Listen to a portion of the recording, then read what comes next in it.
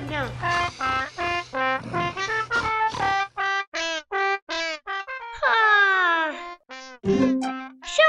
വിശക്കുന്നു, വല്ലതും കഴിക്കണം.